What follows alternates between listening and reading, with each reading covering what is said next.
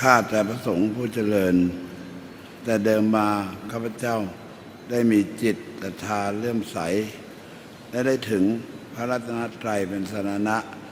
โดยวิธีนั้นๆอยู่แล้วฉะนั้นบัดนี้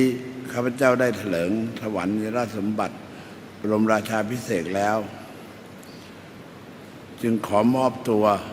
แด่พระพุทธเจ้าพระธรรมเจ้าและพระสังฆเจ้ากะได้รับการจัดการให้ความคุ้มครองรักษาพระพุทธศาสนาโดยชอบธรรมตลอดไปข้าแต่พระสงฆ์ผู้เจริญขอพระสงฆ์จงจำไว้ด้วยดีว่าข้าพเจ้าเป็นพุทธศาสนูปถัมภกเถิด